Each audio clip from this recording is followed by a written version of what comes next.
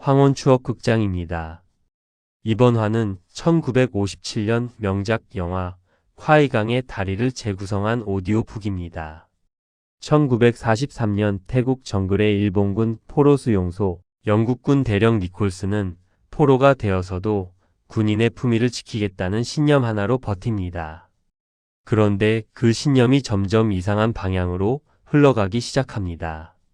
적의 다리를 자기 손으로 완벽하게 만들어버린 남자, 그리고 그 다리를 폭파하러 돌아온 또 다른 남자 명예와 광기 사이 충돌의 순간 과연 무엇이 옳았을까요? 들으시기 전에 구독과 좋아요 부탁드려요. 화면을 어둡게 하시고 편하게 들으세요.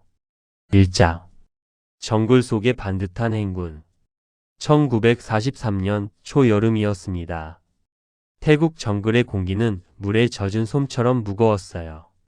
나뭇잎 끝에서 물방울이 떨어질 때마다 흙 위로 뜨거운 김이 피어올랐고 그 김은 허리춤까지 올라와 사람의 숨통을 옥죄었습니다. 하늘은 보이지 않았어요. 빽빽한 나무들이 천장처럼 덮고 있었고 그 사이로 스며드는 햇빛은 초록빛으로 걸러져 내려왔습니다. 마치 깊은 바닷속에 가라앉은 것처럼 모든 것이 흐릿하고 눅눅했어요.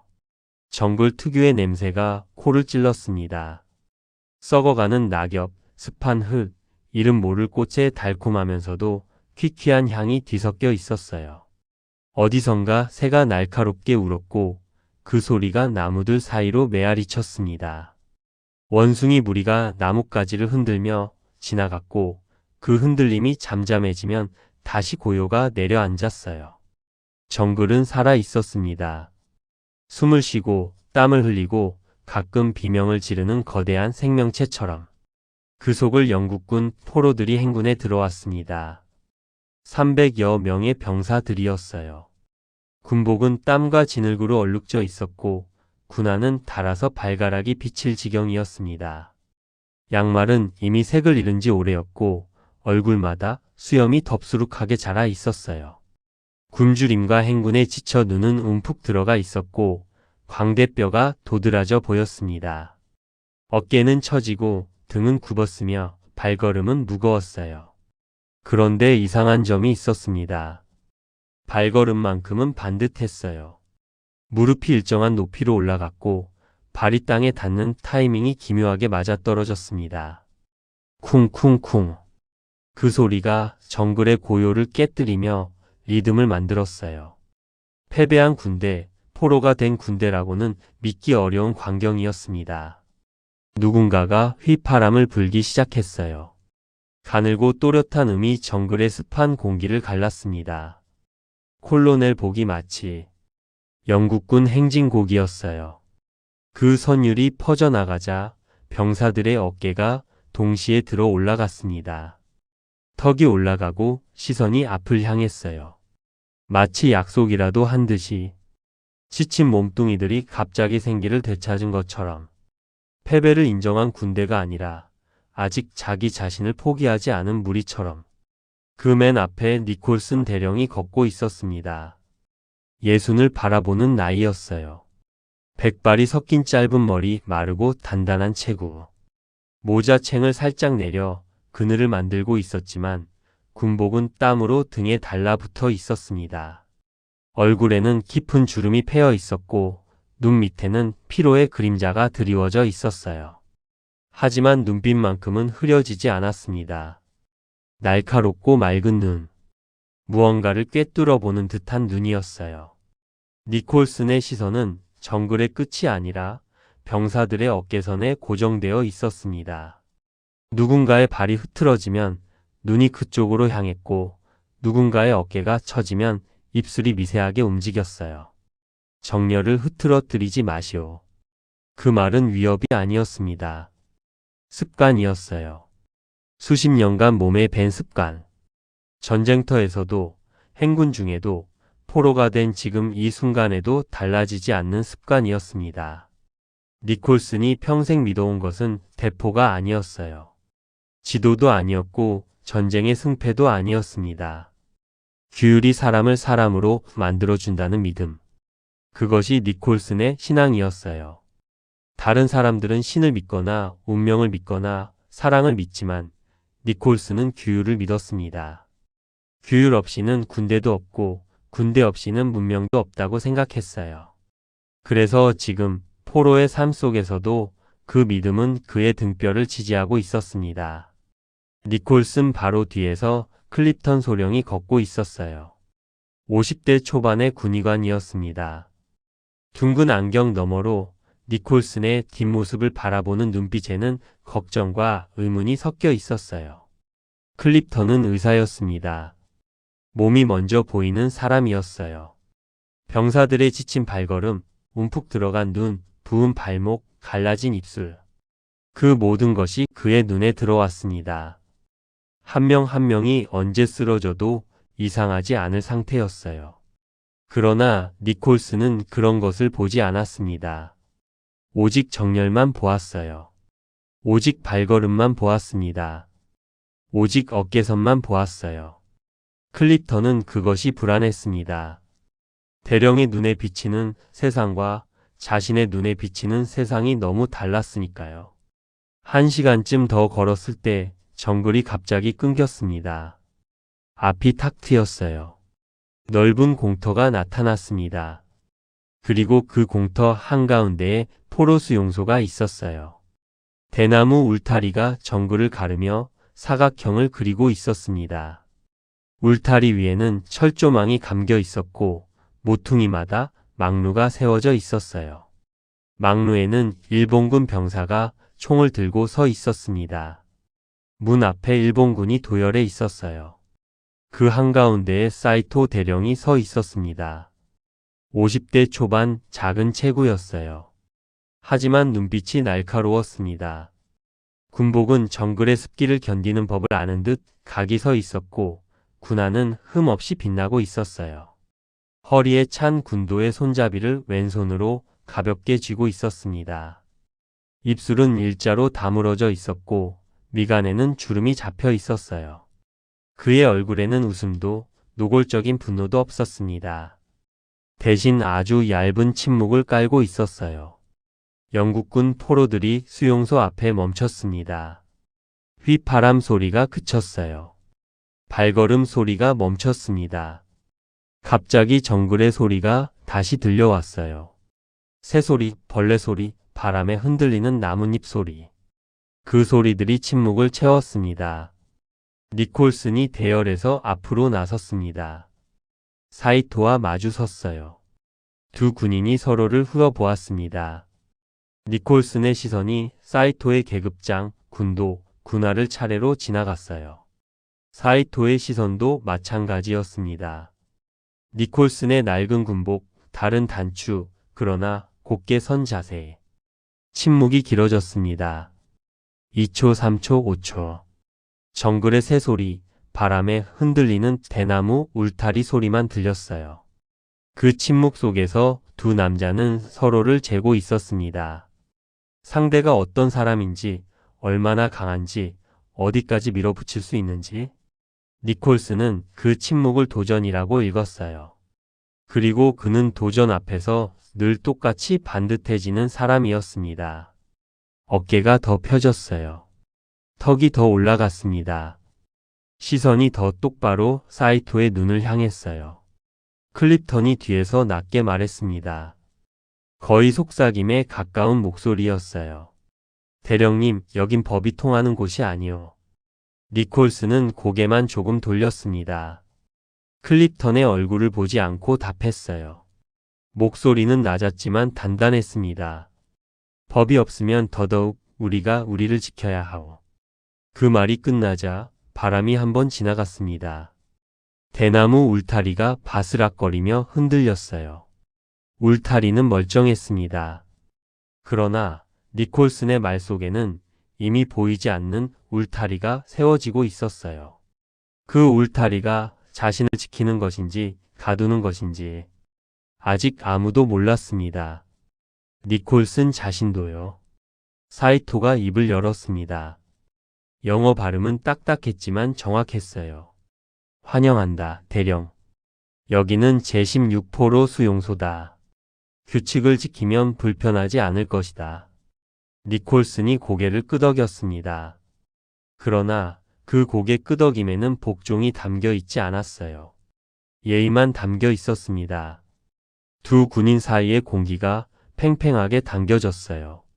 아직 부딪히지는 않았지만 곧 부딪힐 것이라는 예감이 정글의 습한 공기 속에 떠돌았습니다. 포로들이 수용소 안으로 들어갔습니다. 대나무 문이 닫혔어요. 그 소리가 둔탁하게 울렸습니다. 울타리가 그들을 가두었어요. 하지만 니콜슨의 발걸음은 여전히 반듯했습니다. 마치 이곳이 포로 수용소가 아니라 자신의 연병장인 것처럼, 마치 자신이 포로가 아니라 여전히 지휘관인 것처럼. 수용소 안의 풍경은 참담했습니다. 대나무로 엮은 막사들이 줄지어 서 있었고 지붕에는 야자 잎이 덮여 있었어요. 땅바닥은 질퍽한 진흙이었고 곳곳에 무릉덩이가 고여 있었습니다. 악취가 코를 찔렀어요. 사람의 땀 냄새, 배설물 냄새, 썩은 음식 냄새가 뒤섞여 있었습니다. 이미 수용되어 있던 포로들이 막사 앞에 서서 새로운 사람들을 바라보았어요. 그들의 눈은 공허했습니다. 희망이 빠져나간 눈이었어요. 니콜슨은 그 모든 것을 보았습니다. 하지만 표정이 변하지 않았어요. 그는 자기 부하들에게 짧게 지시했습니다. 막사 배치를 정하시오. 선임 순으로. 정리가 끝나면 보고하시오. 지시를 내리는 그의 목소리는 평소와 다르지 않았어요. 마치 영국 본토의 훈련소에 있는 것처럼. 마치 이 모든 상황이 일시적인 불편함에 불과한 것처럼. 병사들은 그 목소리에 반응했습니다. 흐트러진 대열이 다시 정돈되었어요. 누군가는 안도의 한숨을 쉬었습니다. 대령이 여전히 대령이라는 사실이 그들에게는 작은 위안이었으니까요. 해가 기울어 가고 있었습니다. 정글의 나무들 사이로 주황빛 노을이 비쳐 들어왔어요. 수용소의 대나무 울타리가 그 빛을 받아 금빛으로 물들었습니다. 아름다운 광경이었어요. 하지만 그 아름다움은 잔인했습니다. 이 지옥 같은 곳에도 아름다운 석양이 진다는 사실이 오히려 마음을 더 무겁게 만들었으니까요. 니콜슨은 막사의 짐을 풀면서 창밖을 바라보았습니다. 저녁 하늘이 붉게 타오르고 있었어요. 그 빛이 그의 얼굴에 반사되었습니다. 그의 눈에는 무언가가 타오르고 있었어요.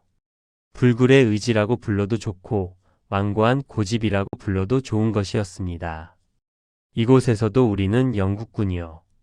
니콜슨이 낮게 중얼거렸습니다. 그 말은 자기 자신에게 하는 다짐 같기도 했고 보이지 않는 누군가에게 하는 선언 같기도 했어요. 밤이 내려앉았습니다. 정글의 어둠은 빨리 찾아왔어요. 해가 지자마자 모든 것이 캄캄해졌습니다. 별빛이 나무들 사이로 희미하게 새어 들어왔고 벌레들이 울기 시작했어요. 귀를 찢을 듯한 벌레 소리. 수만 마리가 합창을 하는 것 같았습니다. 그 소리 속에서 니콜슨은 잠들지 못했어요. 눈을 감고 누워 있었지만 머릿속에서는 생각이 꼬리를 물었습니다. 내일 무슨 일이 일어날까? 일본군은 무엇을 요구할까? 내 병사들을 어떻게 지킬 수 있을까? 그러나 그 모든 생각 위에 하나의 확신이 떠 있었습니다. 규율을 지키면 된다. 품위를 지키면 된다. 그러면 우리는 무너지지 않는다. 그 확신은 니콜슨의 버팀목이었어요. 하지만 버팀목이 때로는 족쇄가 된다는 것을 그는 아직 알지 못했습니다. 2장 제네바 협약과 철제 상자. 다음 날 아침이 밝았습니다. 해가 뜨자마자 수용소 전체에 집합 명령이 떨어졌어요. 일본군 병사들이 막사를 돌아다니며 소리를 질렀습니다. 알아들을 수 없는 일본어였지만 의미는 명확했어요. 당장 나오라는 것이었습니다. 포로들이 막사에서 쏟아져 나왔어요. 잠에서 덜 깬 눈을 비비며 비틀거리는 발걸음으로. 광장은 이미 뜨거웠습니다. 어젯밤 내린 비로 땅이 질퍽했지만 아침 해가 내리쬐자 금세 증기가 피어올랐어요. 공기가 찌는 듯이 무거웠습니다. 숨을 쉴 때마다 허파에 물기가 차는 것 같았어요. 300여 명의 포로들이 광장에 모였습니다. 일본군 병사들이 총을 들고 광장 주위를 둘러싸고 있었어요. 광장 앞쪽에 나무 연단이 세워져 있었고 그 위에 사이토 대령이 올라섰습니다. 그의 뒤에는 통역을 맡은 일본군 장교가 서 있었어요. 사이토가 입을 열었습니다. 목소리는 높지 않았지만 광장 전체에 울렸어요. 아침 공기가 그의 목소리를 멀리까지 실어 날랐습니다. 너희는 오늘부터 화이강의 다리를 건설한다. 통역이 영어로 옮겼어요. 포로들 사이에서 웅성거림이 퍼졌습니다. 다리? 무슨 다리? 사이토가 계속했어요. 철도를 잇기 위해서다. 기한은 5달. 장교든 병사든 모두 일해야 한다. 예외는 없다. 통역이 다시 옮겼습니다. 이번에는 웅성거림이 더 커졌어요. 장교까지 노역? 그건 협약 위반 아닌가?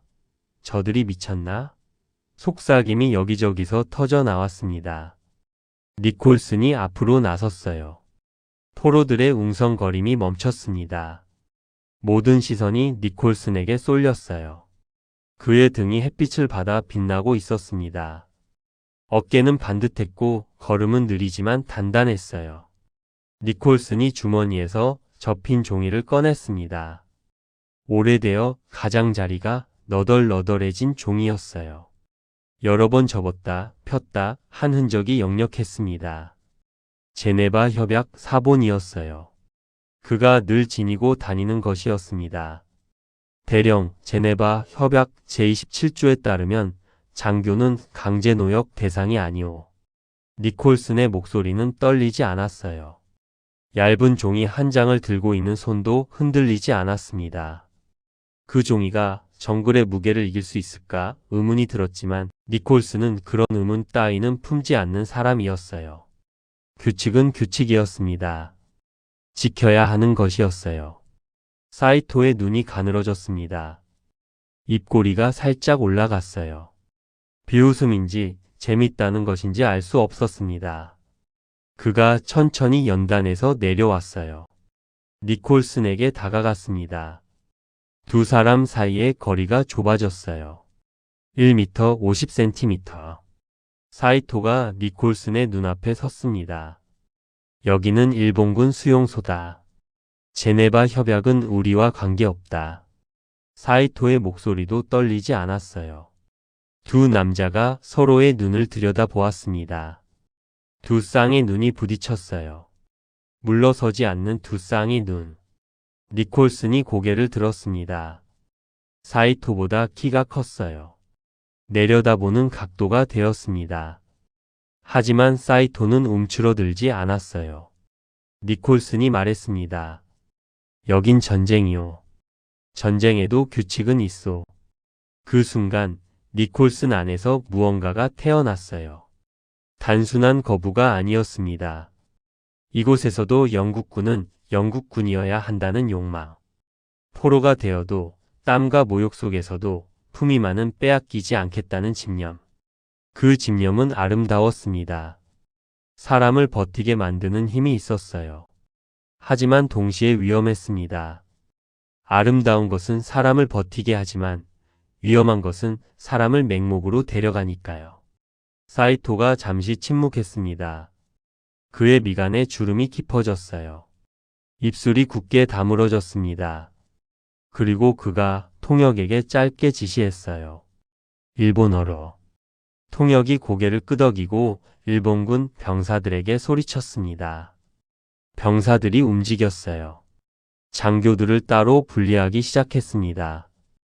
니콜슨을 포함한 20명의 장교가 광장 한가운데로 끌려 나왔어요.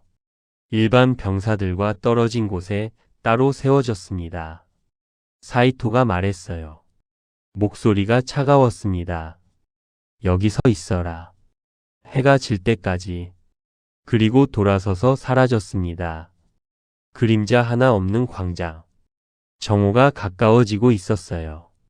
태양이 정수리 위로 올라오고 있었습니다.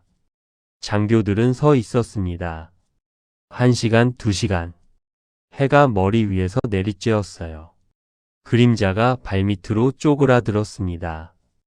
땀이 눈으로 들어와 따가웠고 혀는 말라붙어 잇몸에 달라붙었어요. 목이 타들어갔습니다. 물 한 모금이 간절했어요. 3시간이 지나자 다리가 호들거리기 시작했습니다. 무릎이 떨렸어요. 시야가 흐려졌습니다. 한 명이 무릎을 꿇었어요. 다른 한 명이 쓰러졌습니다. 일본군 병사가 다가와 발로 걷어찼어요. 일어나라고 소리쳤습니다. 그때마다 니콜슨이 말했어요. 목소리를 더 낮추어 단단하게. 버티시오. 우리가 무너지면 그들은 우리를 그냥 포로로 만들 거요. 그냥 포로. 그 말의 의미를 장교들은 이해했습니다. 품이 없는 포로. 존엄 없는 포로. 짐승처럼 부려먹히다가 죽는 포로. 그것만은 피하고 싶었어요. 그래서 버텼습니다. 떨리는 다리로 흐릿한 시야로. 클립턴이 니콜슨 옆에서 속삭였어요. 그의 얼굴은 햇볕에 붉게 익어 있었고 입술은 갈라져 피가 맺혀 있었습니다. 대령님 죽을 수도 있소. 이건 자살이요. 니콜슨이 거의 미소처럼 입꼬리를 올렸습니다. 눈은 여전히 앞을 향한 채였어요. 그러면 더더욱 지켜야 하오. 해가 기울었습니다. 하늘이 주황빛으로 물들었어요. 장교들 중 절반이 쓰러지거나 무릎을 꿇은 상태였습니다. 하지만 니콜슨은 서 있었어요. 땀에 젖은 군복이 몸에 달라붙어 있었지만 자세는 흐트러지지 않았습니다. 마치 강철로 만든 동상처럼. 밤이 되자 장교들은 좁은 처벌 막사로 밀려 들어갔습니다. 공기조차 숨 막히게 낮은 곳이었어요. 땀과 흙과 오래된 상처 냄새가 뒤섞여 있었습니다. 바닥은 질퍽했고 벽에는 곰팡이가 피어 있었어요. 쥐가 구석에서 바스락거렸습니다. 그러나 니콜슨만 따로 불려 나갔어요. 2명의 일본군 병사가 그의 팔을 잡고 어딘가로 끌고 갔습니다. 어둠 속을 걸었어요. 횃불 불빛이 흔들렸습니다. 수용소 한쪽 구석에 도착했어요. 거기에 철제 상자가 있었습니다. 사람 하나가 겨우 들어갈 크기였어요. 낮에 열을 머금어 뜨겁게 달아올라 있었습니다. 만지면 손바닥이 될 것 같았어요. 병사들이 문을 열었습니다. 삐걱거리는 소리가 났어요. 그 안은 캄캄했습니다. 니콜슨이 안으로 밀려 들어갔어요. 문이 닫혔습니다. 자물쇠 잠기는 소리가 철컹거렸어요. 상자 안은 어두웠습니다. 앉을 수 없었어요. 똑바로 설 수도 없었습니다. 천장이 너무 낮았거든요. 몸을 비틀어 겨우 균형을 잡아야 했어요. 철벽이 피부를 태웠습니다. 낮의 열기가 아직 남아 있었어요. 숨결이 벽에 부딪혀 되돌아왔습니다. 공기가 부족했어요. 숨을 들이쉴 때마다 가슴이 답답했습니다. 땀이 턱에서 떨어져 군복 단추 사이로 흘렀어요. 그 땀은 차갑게 식지 않았습니다. 정글의 밤은 시원하지 않았어요. 밤도 낮처럼 잔인했습니다. 니콜슨은 자신이 어디까지 버틸 수 있는지 스스로에게 시험을 걸었어요. 호흡을 고쳤습니다. 들이쉬고 내쉬고, 들이쉬고 내쉬고, 똑같은 리듬, 똑같은 간격. 마치 그 반복이 자신을 지키는 방패인 것처럼. 하지만 반복은 때로 사람을 자기 감옥에 가둡니다. 니콜슨은 그것을 알지 못했어요. 아니, 알려고 하지 않았습니다. 그 사이 수용소 반대편 막사에서는 다른 일이 벌어지고 있었어요. 시어스라는 남자가 천장을 바라보고 누워 있었습니다. 미 해군 소령이라고 자칭하는 사람이었어요. 실제 계급은 그보다 낮았습니다. 그는 명예보다 살아남기를 먼저 배운 사람이었어요. 수용소의 배급은 목숨을 깎아 먹는 수준이었습니다. 하루에 밥 한 공기 묽은 그것으로 중노동을 해야 했어요. 몸이 점점 야위어 갔습니다. 채찍은 자존심을 찢었어요. 조금만 늦어도, 조금만 힘이 빠져도 등에 채찍이 날아왔습니다. 시어스는 이미 탈출을 계획하고 있었어요. 수용소 뒤편 늪지대, 그 너머 정글, 그리고 태국 국경. 성공 확률은 낮았습니다. 하지만 여기 있으면 천천히 죽는 것이나 마찬가지였어요. 그가 친한 병사에게 속삭였습니다. 난 여기서 죽지 않을 거야. 넌? 병사가 고개를 끄덕였어요. 둘은 밤을 기다렸습니다. 사흘 후 비가 쏟아지는 밤이었어요. 시어스와 4명의 병사가 철조망 아래로 구멍을 팠습니다. 진흙이 손톱 밑으로 파고들었어요. 피가 섞였습니다. 그래도 멈추지 않았어요. 구멍을 빠져나왔습니다. 늪지대의 물에 발이 잠겼어요. 차가운 물이 무릎까지 올라왔습니다. 질퍽한 진흙이 발목을 잡았어요. 모기가 때로 덮쳤습니다. 귀 옆에서 윙윙거리는 소리가 미칠 것 같았어요. 그래도 걸었습니다. 이빨을 꽉 물고 뒤에서 개 짖는 소리가 들렸어요. 일본군이 탈출을 알아챈 것 같았습니다. 더 빨리 걸었어요. 뛰었습니다. 숨이 턱까지 찼습니다. 정글은 도망자를 받아주지 않았어요. 굶주림과 상처가 그들을 따라 붙었습니다. 독사에 물린 한 명이 열흘 만에 죽었어요. 온몸이 부어오르고 열이 나고 결국 숨을 멈췄습니다. 늪에 빠진 한 명은 건져지지 못했어요. 진흙 속으로 빨려 들어갔습니다. 손만 허우적거리다가 사라졌어요. 열병에 걸린 한 명이 어느 새벽 숨을 멈췄습니다. 눈을 감고 누워있는 줄 알았는데 손을 대보니 차갑게 식어 있었어요. 시어스만 살아남았습니다. 반쯤 부서진 몸으로. 굶주림에 갈비뼈가 드러났고 상처에서는 고름이 흘렀어요. 열병이 왔다 갔다 했습니다. 정신이 오락가락했어요. 태국인 민간인들의 도움으로 강을 건넜습니다. 또 건넜어요. 며칠을 걸었습니다. 결국 실론의 영국군 병원에 도착했어요. 흰 침대 시트, 깨끗한 천장, 창문으로 들어오는 바닷바람. 시어스는 그 모든 것이 낯설었습니다. 깨끗함이 오히려 죄처럼 느껴졌어요. 자신만 살아남았다는 사실이 가슴을 눌렀습니다. 그 사이 니콜스는 여전히 철제 상자 안에 있었어요. 며칠이 지났습니다. 하루에 물 한 모금 밥 한 줌. 그것만 받았어요. 상자 밖에서 사이토가 묻곤 했습니다. 항복하겠나, 대령? 니콜슨의 대답은 침묵이었어요. 침묵도 대답이었습니다. 아니오라는. 사이토의 얼굴이 점점 굳어져 갔어요. 기한이 다가오고 있었습니다. 다리 완공 날짜.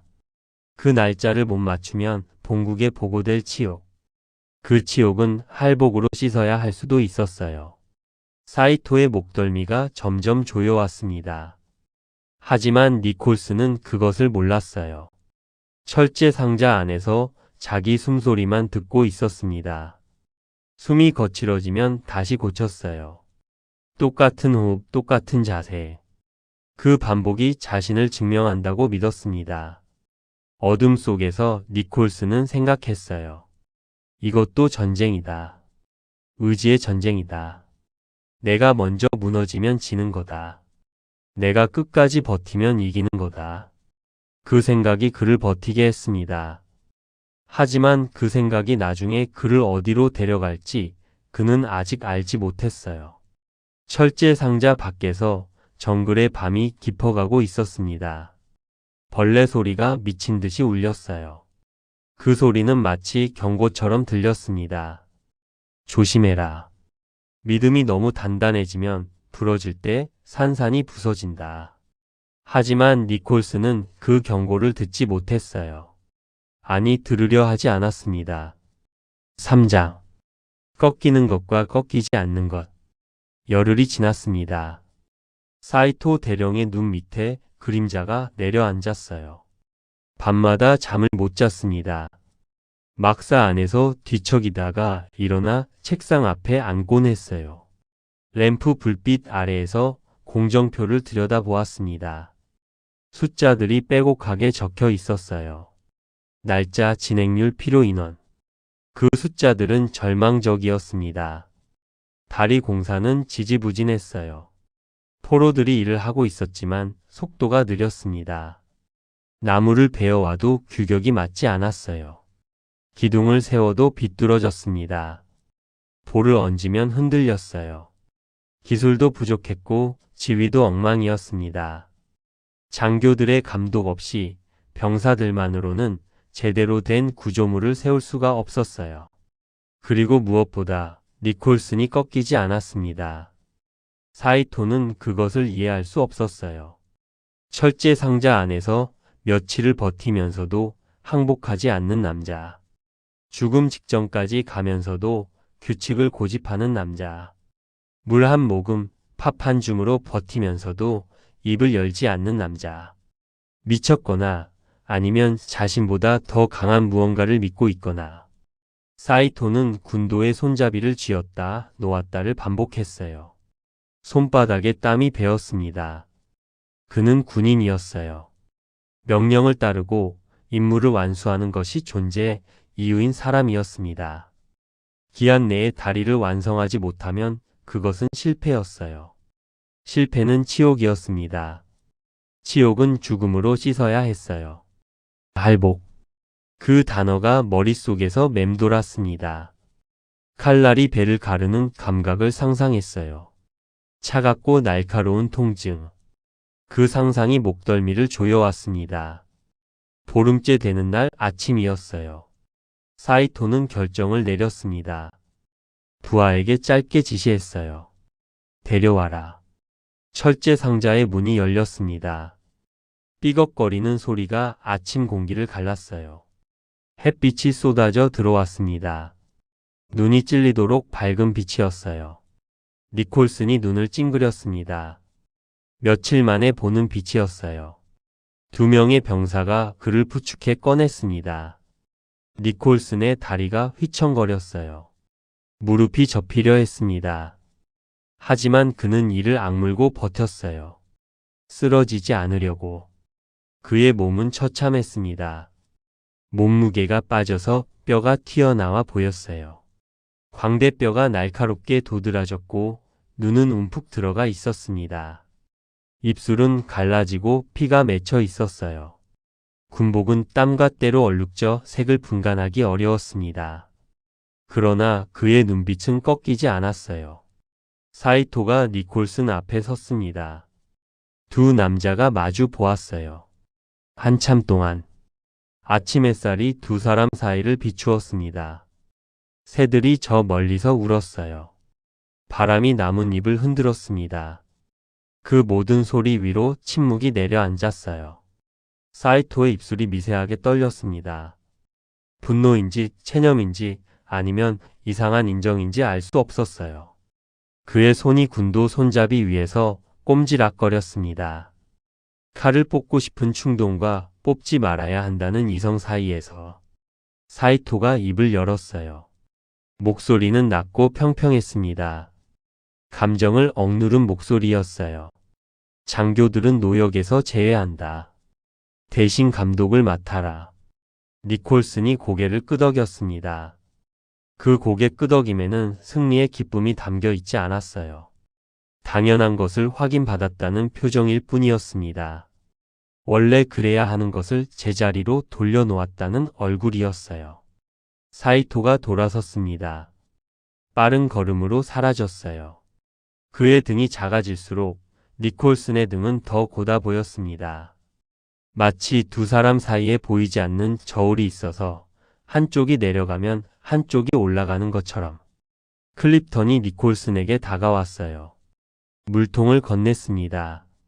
니콜슨이 천천히 받아 마셨어요. 물이 갈라진 입술을 적시고 목구멍을 타고 내려갔습니다. 오랜만에 느끼는 시원함이었어요. 이기셨소, 대령님. 클립턴의 말에 니콜슨이 고개를 저었습니다. 이긴 게 아니오. 지켜낸 거요. 그 말은 겸손처럼 들렸지만 겸손이 아니었어요. 니콜슨에게 이기고 지는 것은 중요하지 않았습니다. 중요한 것은 지키는 것이었어요. 규칙을 지키는 것, 품위를 지키는 것, 자기 자신을 지키는 것. 그것만이 중요했습니다. 그날 오후 니콜슨은 처음으로 다리 건설 현장에 갔어요. 수용소에서 30분쯤 걸어야 했습니다. 정글 사이로 난 좁은 길을 따라갔어요. 땅은 질퍽했고 나뭇가지가 얼굴을 스쳤습니다. 벌레들이 귀 옆에서 윙윙거렸어요. 땀이 등을 타고 흘렀습니다. 길이 끝나자 강이 나타났어요. 화이강이었습니다. 니콜슨은 잠시 발걸음을 멈추고 강을 바라보았어요. 폭이 100m쯤 되는 강이었습니다. 갈색 물이 느리게 흐르고 있었어요. 물살은 잔잔했지만 가끔 소용돌이가 일었습니다. 강변에는 대나무와 열대나무들이 빽빽하게 자라 있었어요. 물 위로 아지랑이가 피어올랐습니다. 습하고 무거운 공기. 강 한가운데에 미완성의 구조물이 서 있었어요. 니콜슨의 얼굴이 굳어졌습니다.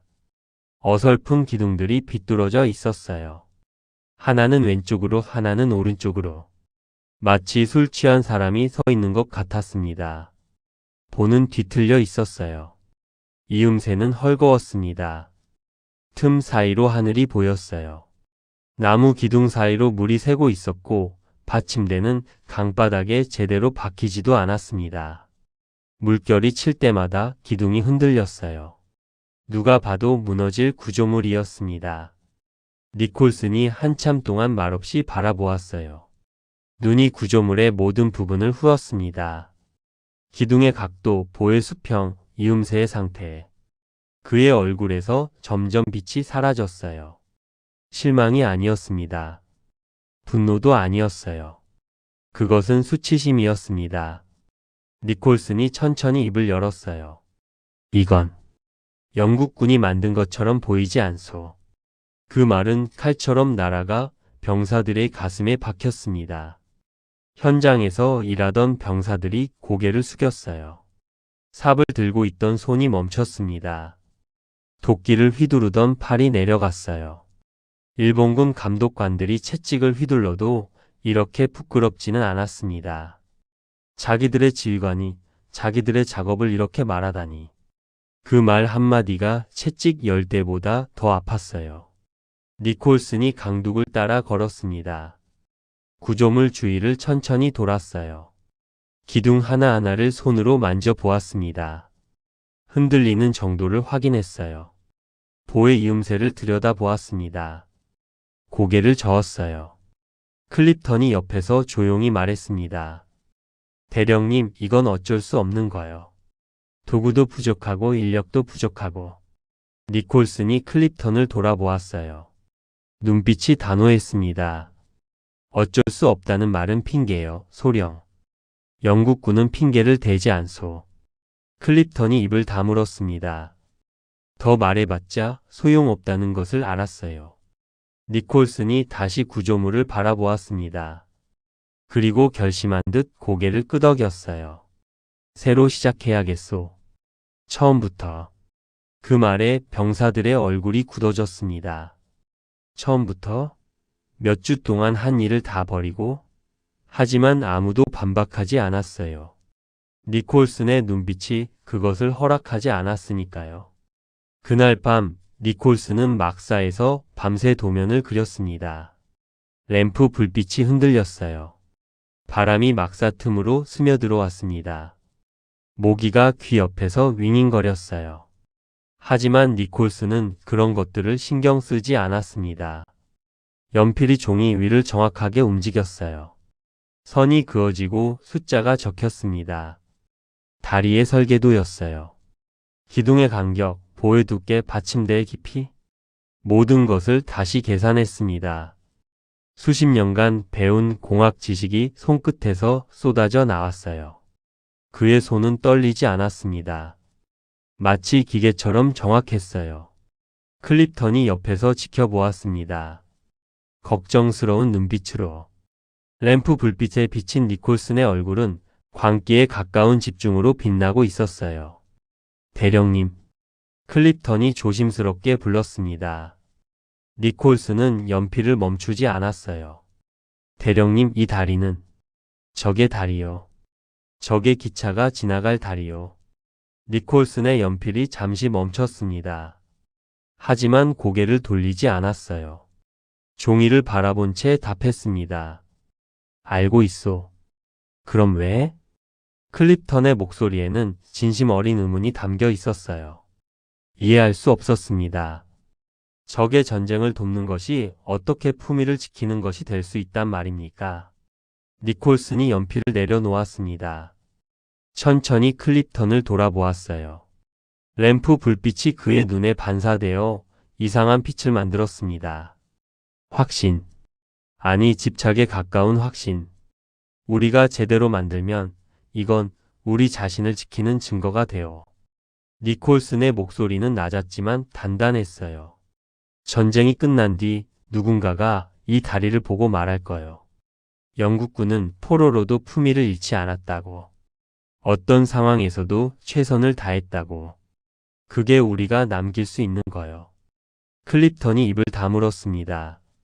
무슨 말을 해야 할지 몰랐어요. 대령의 말에는 논리가 있었습니다. 나름의 일관성이 있었어요. 하지만 그 논리 어딘가에 구멍이 있다는 것을 클립턴은 막연하게 느꼈습니다. 아직은 그 구멍이 무엇인지 정확히 짚지 못했어요. 다만 뭔가 잘못되고 있다는 불안함이 가슴 한구석에 남았습니다. 니콜슨은 다시 연필을 들었어요. 도면 작업을 계속했습니다. 밤새 램프 불빛이 꺼지지 않았어요. 연필 긁는 소리만 막사 안에 울렸습니다. 선이 그어지고 또 그어졌어요. 그 선들이 무엇을 만들어낼지 아직 아무도 몰랐습니다. 사장. 적의 달이 나의 증거. 한 달이 지났습니다.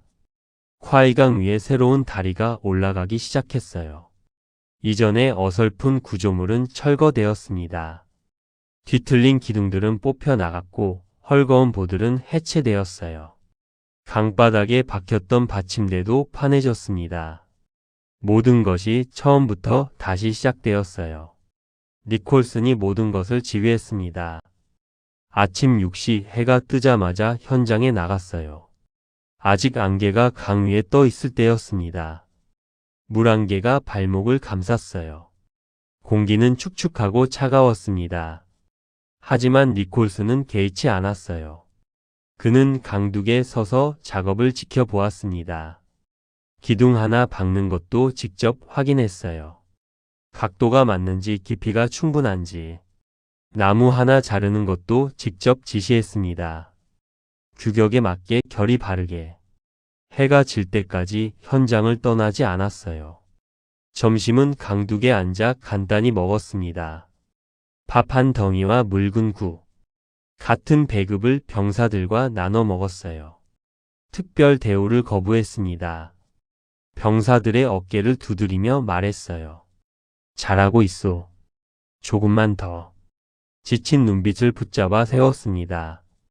이 기둥이 다 서면 절반은 끝난 거요. 니콜슨의 목소리에 병사들이 다시 힘을 냈어요. 포로 생활 내내 처음으로 느끼는 감정이 있었습니다. 무언가를 해내고 있다는 감각.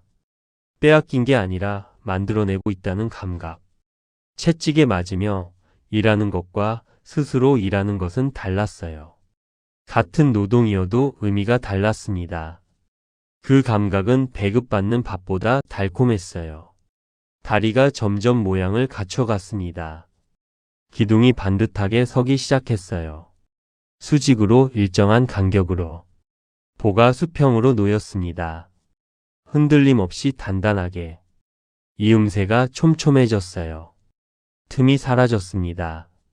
상판이 깔리기 시작했어요. 일본군 기술자들도 감탄했습니다. 영국군 포로들의 솜씨가 이 정도일 줄은 몰랐어요. 설계가 정교했고 시공이 꼼꼼했습니다. 자기네 공병대보다 나을지도 모른다는 생각이 들었어요. 사이토도 다리를 보러 왔습니다. 강둑에 서서 구조물을 올려다 보았어요. 표정이 복잡했습니다. 니콜슨이 적인지 동료인지 헷갈리는 순간들이 생겼어요. 저 남자는 자신의 명령을 거부했습니다. 철제 상자에서도 꺾이지 않았어요. 자신에게 굴욕을 안겨주었습니다.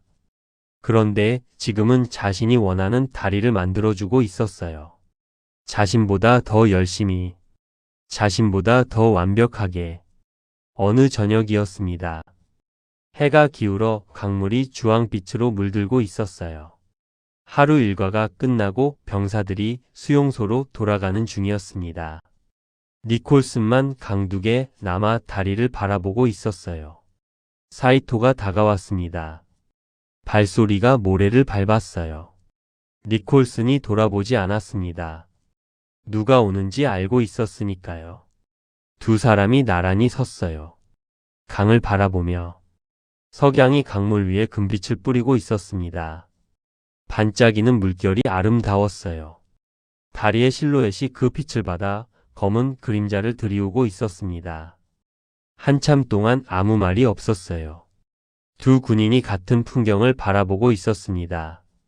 적이면서 동시에 무언가를 공유하고 있는 두 사람. 사이토가 먼저 입을 열었어요. 영어로. 좋은 다리요, 대령. 니콜슨이 고개를 끄덕였습니다. 그래야 하오. 다리는 100년을 견뎌야 하오. 사이토가 니콜슨을 보았어요. 100년. 전쟁이 끝나도 자신이 죽어도 저 다리는 남을 것이라는 뜻이었습니다. 적의 다리인데도 그렇게 말하는 남자. 사이토는 이상하게도 그 말이 이해가 되었어요.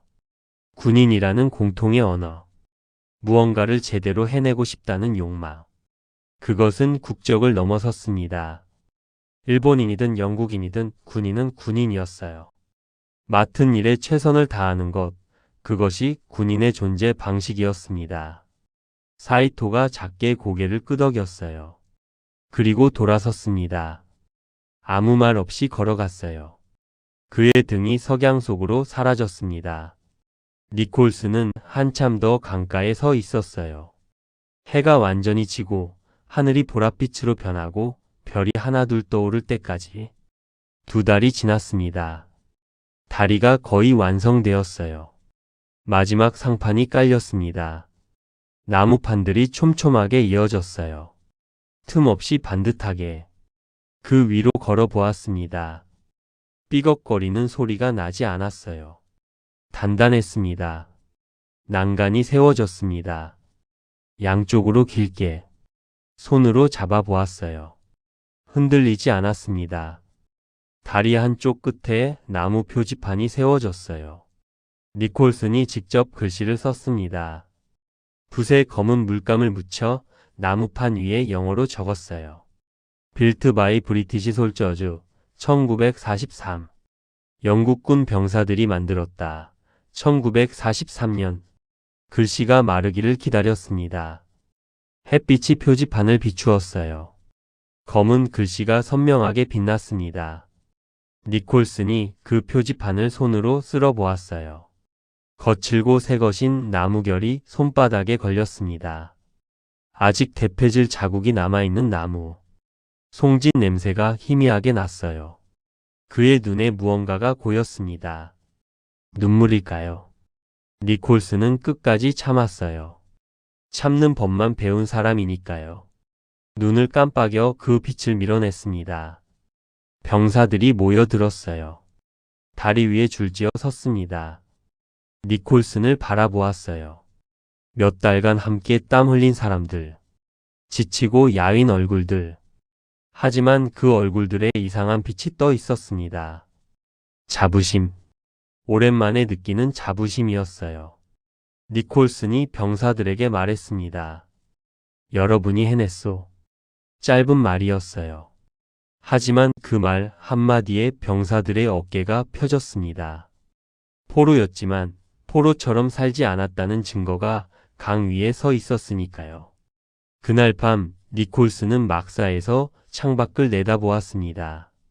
달이 떠 있었어요. 보름달에 가까운 달이었습니다. 그 빛이 강 위에 내려앉아 은빛 길을 만들고 있었어요. 다리의 실루엣이 그 위에 걸쳐 있었습니다. 그의 다리. 그가 만든 다리. 정글의 벌레 소리가 유난히 크게 들렸어요. 밤새 울어대는 소리. 수천 마리가 합창을 하는 것 같았습니다. 귀가 아플 지경이었어요. 그 소리 속에서 이상한 것이 들리는 듯 했습니다. 마치 누군가가 멀리서 속삭이는 것처럼. 그건 내 다리가 아니야. 니콜스는 귀를 기울였어요. 하지만 벌레 소리뿐이었습니다. 아무도 말하지 않았어요. 그냥 벌레 소리일 뿐이라고 생각했습니다. 고개를 저었어요. 잠을 청했습니다. 하지만 잠은 쉽게 오지 않았어요. 눈을 감아도 다리의 모습이 떠올랐습니다. 기둥보 상판 난간. 그리고 그 위를 지나갈 기차. 저게 기차. 그 생각이 스쳐 지나갔어요. 하지만 니콜스는 그 생각을 밀어냈습니다. 중요한 건 기차가 아니오. 중요한 건 다리요. 다리가 증명하는 것이오. 그렇게 되뇌며 잠이 들었습니다. 그 사이 강 건너 정글 어딘가에서 무전기가 지지직거리고 있었어요. 잡음 사이로 영어가 새어 나왔습니다. 화이강 다리. 폭파 대상. 작전 개시 준비. 누군가가 이 다리를 노리고 있었습니다. 그들은 다리의 아름다움 따위에는 관심이 없었어요. 오직 다리가 무너지는 것, 그것만이 목표였습니다. 두 개의 시선이 같은 다리를 향하고 있었어요. 하나는 자부심으로, 하나는 파괴의 의지로. 그 두 시선이 만나는 날이 다가오고 있었습니다. 5장. 돌아온 전쟁. 실론 섬이었습니다. 인도양의 푸른 바다가 해안선을 감싸고 있었어요. 파도가 하얀 거품을 일으키며 모래사장에 부서졌습니다. 야자수가 바람에 흔들렸어요. 그 너머로 영국군 야전병원의 하얀 건물이 햇빛을 받아 빛나고 있었습니다. 시어스는 병원 침대에 누워 있었어요. 하얀 천장을 바라보았습니다. 금이 하나도 없는 깨끗한 천장이었어요. 페인트가 고르게 칠해져 있었습니다. 얼룩 하나 없었어요. 그 깨끗함이 낯설었습니다. 몇 달 전까지 있던 곳은 정글이었으니까요. 진흙과 모기와 굶주림의 세계. 천장이라고 해봤자 썩은 야자 잎이었어요. 틈 사이로 빗물이 새고 벌레가 떨어지던 천장. 여기는 너무 깨끗했습니다. 깨끗함이 오히려 불편했어요. 마치 자신이 있어서는 안 될 곳에 있는 것 같았습니다. 창문으로 바닷바람이 들어왔어요. 짭짤한 냄새가 났습니다. 커튼이 바람에 펄럭였어요. 멀리서 갈매기 우는 소리가 들렸습니다. 평화로운 소리였어요. 전쟁과는 거리가 먼 소리. 시어스는 손을 들어 자기 얼굴을 만져보았습니다. 광대뼈가 튀어나와 있었어요. 살이 많이 빠졌습니다. 수염은 깎았지만 피부는 여전히 거칠었어요. 정글의 흔적이 아직 남아 있었습니다. 간호사가 들어왔어요. 젊은 여자였습니다. 하얀 모자를 쓰고 하얀 앞치마를 두르고 있었어요. 밝은 미소를 짓고 있었습니다. 붕대 갈아드릴게요. 간호사가 시어스의 팔을 들었습니다. 상처 부위에 감긴 붕대를 풀기 시작했어요. 그녀의 손이 시어스의 피부를 스쳤습니다. 따뜻하고 부드러운 손이었어요. 시어스는 움찔했습니다. 사람의 손길이 낯설어서요. 수용소에서 손길이란 채찍이거나 주먹이었으니까요. 부드러운 손길은 오래전에 잊어버린 것이었습니다. 간호사가 웃으며 말했어요. 괜찮으세요? 긴장하지 않아도 돼요. 시어스는 웃으려고 했습니다. 하지만 웃음이 잘 나오지 않았어요. 얼굴 근육이 굳어버린 것 같았습니다. 오랫동안 웃지 않아서 웃는 법을 잊어버린 것 같았어요. 간호사가 새 붕대를 감아 주었습니다. 상처는 아물어가고 있었어요. 곪지 않았습니다. 청결한 환경 덕분이었어요. 정글에서였다면 벌써 썩어 들어갔을 상처가 여기서는 깨끗하게 낫고 있었습니다. 간호사가 나가자 시어스는 다시 천장을 바라보았어요. 함께 탈출했던 사람들의 얼굴이 떠올랐습니다. 독사에 물려 죽은 병사. 온몸이 부어오르고 열에 들떠 헛소리를 하다가 숨을 거두었어요. 늪에 빠진 병사. 진흙 속으로 빨려 들어가며 손을 내밀었지만 잡아줄 수가 없었어요. 열병으로 죽은 병사. 어느 새벽 눈을 감고 누워있길래 자는 줄 알았는데 차갑게 식어 있었습니다. 자신만 살아남았어요. 왜 자신만 살아남았는지 알 수 없었습니다. 운이 좋아서? 아니면 운이 나빠서? 시어스는 담배를 피우고 싶었어요. 옆 탁자에 담배갑이 있었습니다. 손을 뻗어 하나를 꺼냈어요. 성냥을 그어 불을 붙였습니다. 연기를 깊이 들이마셨어요. 폐 속으로 연기가 스며들었습니다. 내쉬었어요.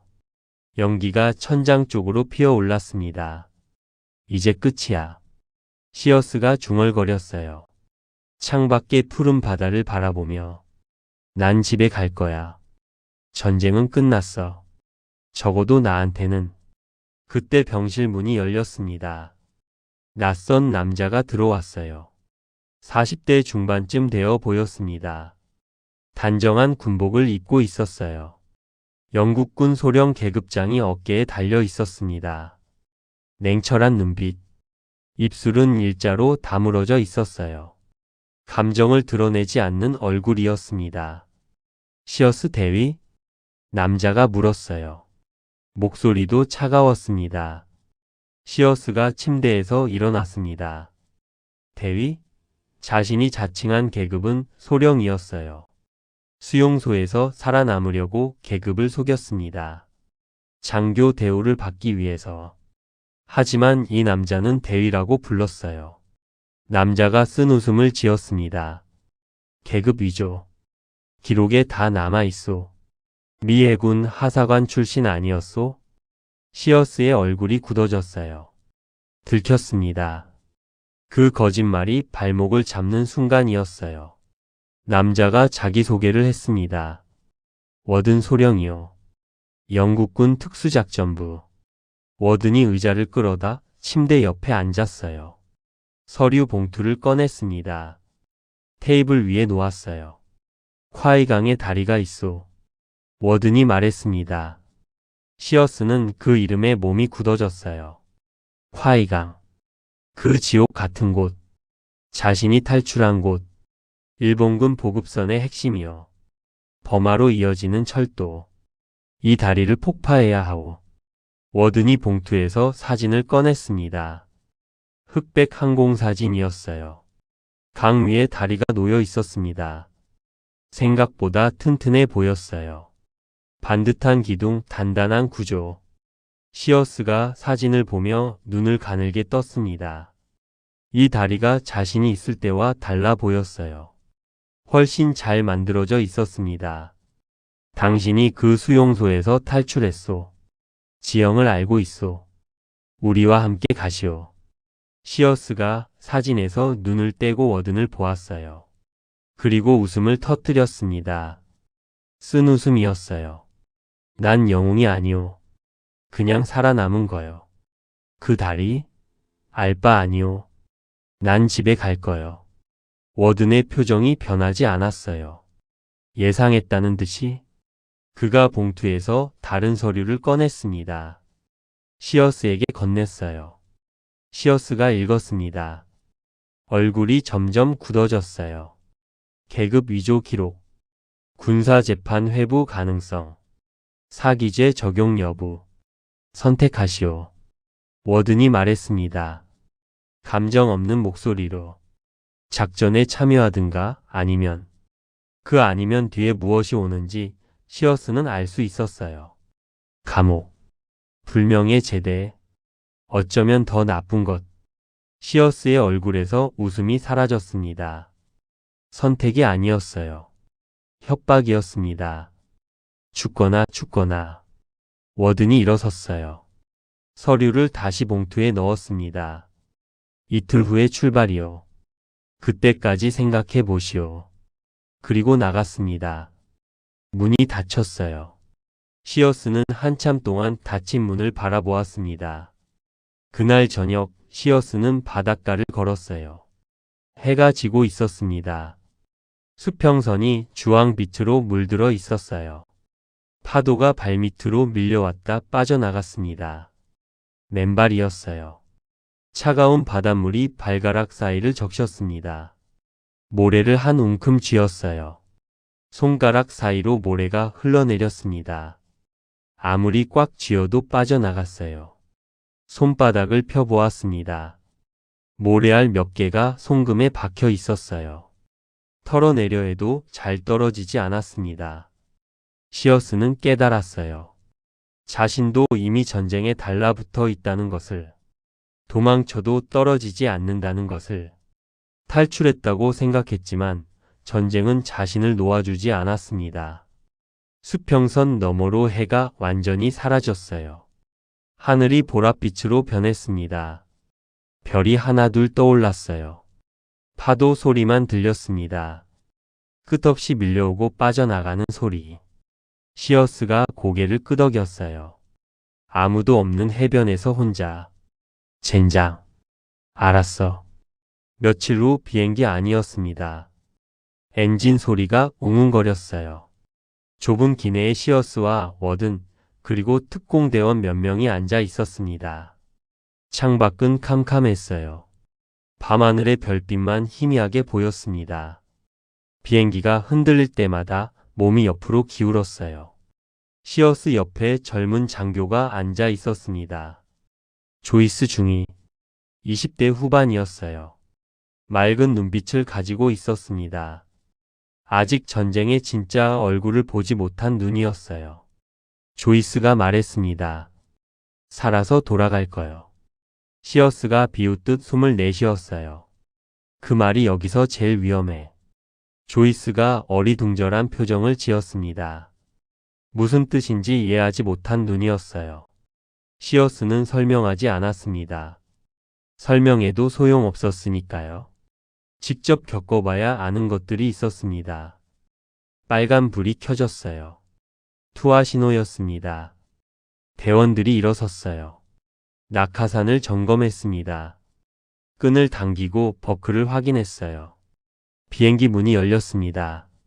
바람이 미친 듯이 불어왔어요. 귀가 먹먹해졌습니다. 머리카락이 사방으로 흩날렸어요. 엔진 소리와 바람 소리가 뒤섞여 아무것도 들리지 않았습니다. 시어스가 먼저 뛰어내렸어요. 몸이 허공으로 빨려 나갔습니다. 순간적으로 위와 아래가 구분되지 않았어요.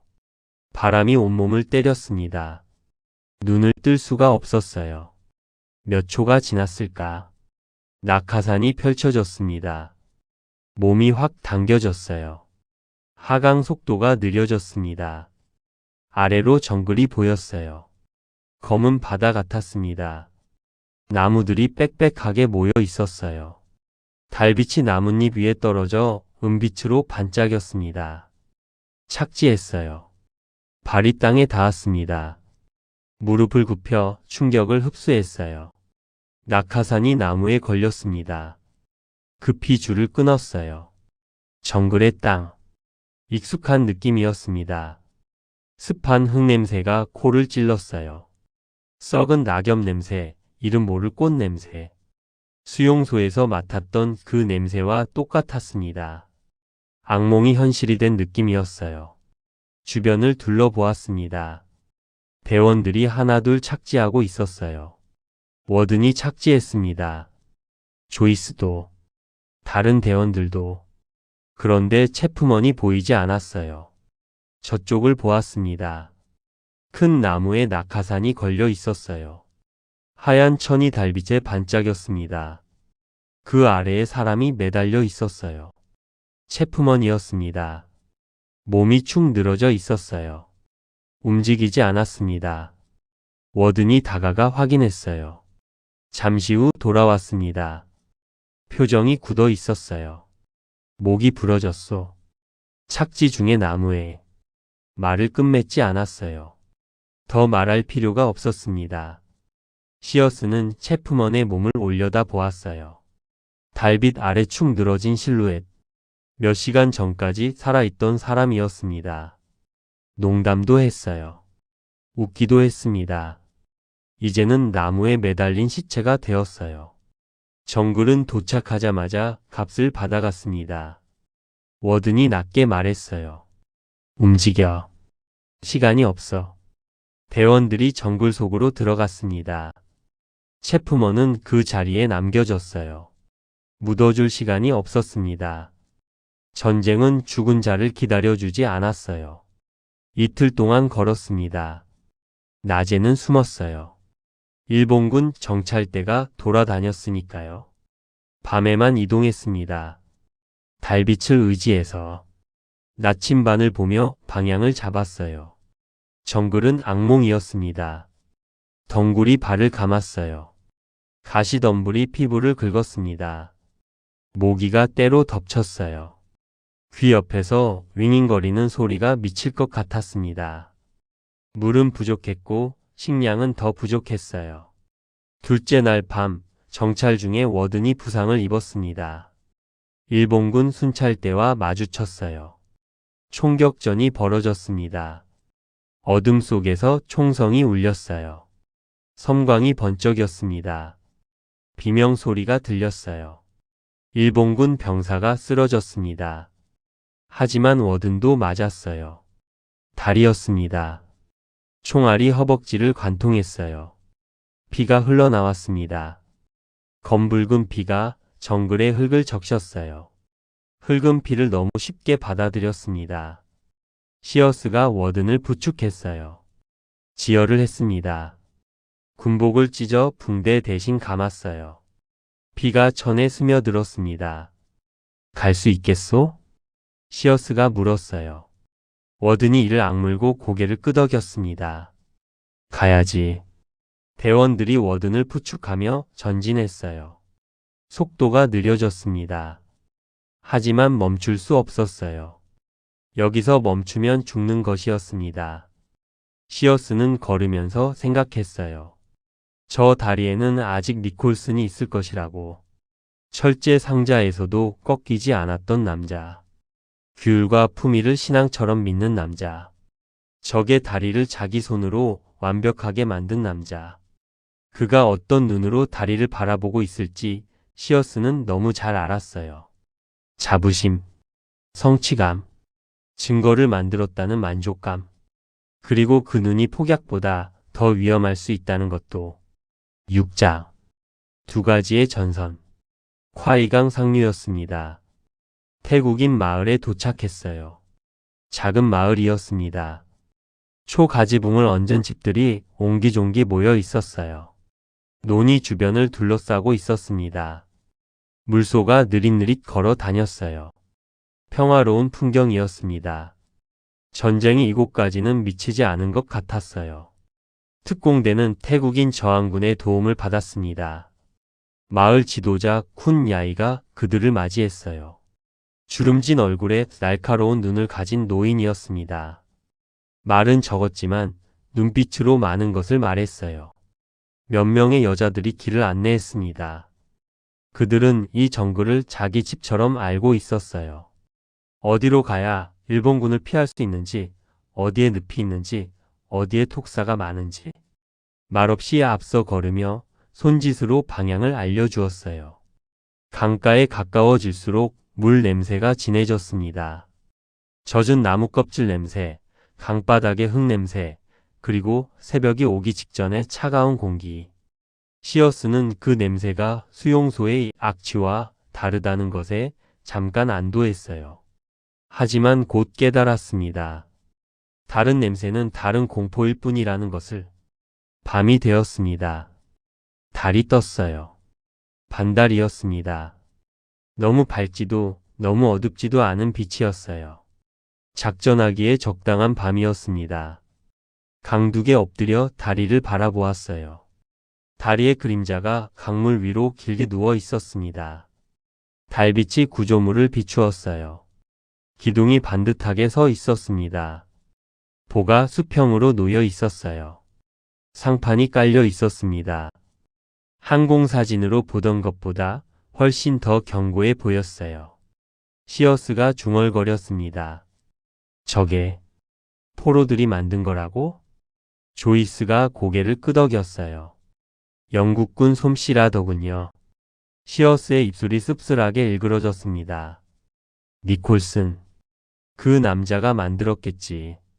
적의 다리를 자기 손으로 완벽하게.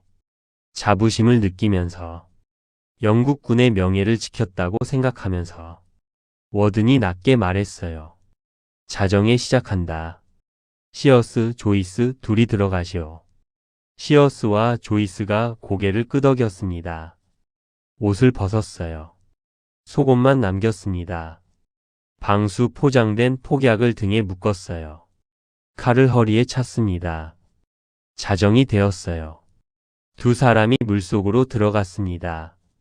강물이 발목을 적셨어요. 차가웠습니다. 생각보다 훨씬 차가웠어요.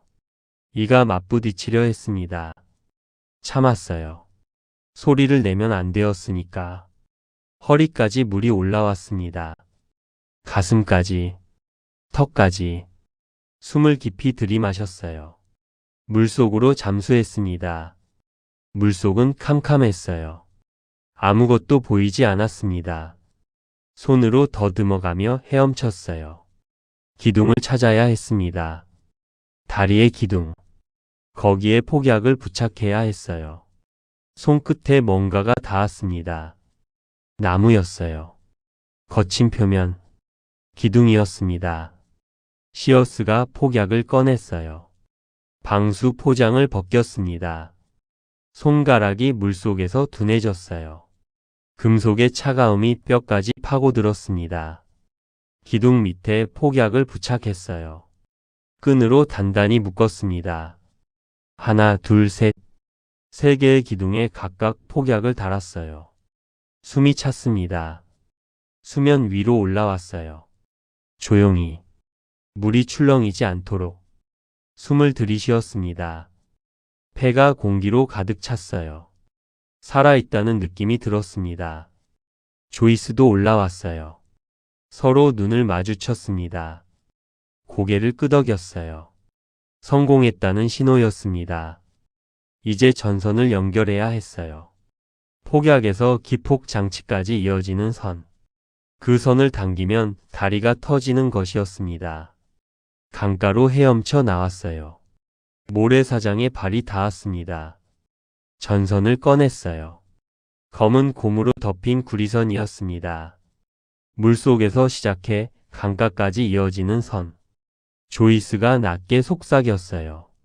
이거면 끝이오. 시어스가 떨리는 입술로 대꾸했습니다. 끝은 늘 다른 데서 시작되지. 전선을 숨겼어요. 강가의 흙 속에 묻었습니다. 손으로 모래를 덮었어요. 선이 드러나지 않도록 조심스럽게 나뭇잎을 위에 덮었습니다. 돌멩이를 올려놓았어요. 완벽했습니다. 누가 봐도 그냥 강가의 흙처럼 보였어요. 전선은 보이지 않았습니다. 강둑 위쪽 수풀 속에 기폭장치를 설치했어요. 플런저라고 불리는 것이었습니다. 손잡이를 누르면 전류가 흘러가서 폭약이 터지는 장치였어요. 바위 뒤에 숨겨두었습니다. 모든 것이 계획대로였어요. 문제는 계획은 자연을 상대하지 못한다는 것이었습니다. 새벽이 왔어요.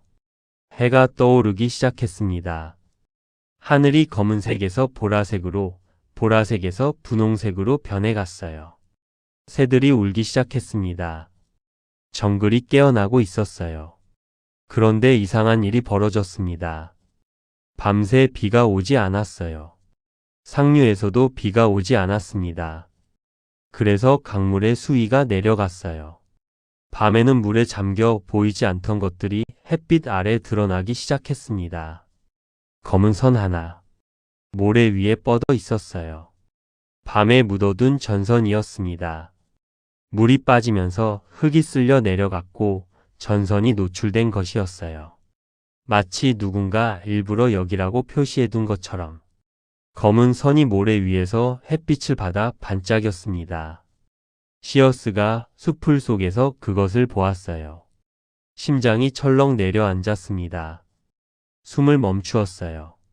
눈앞이 아찔해졌습니다. 전선이 보여.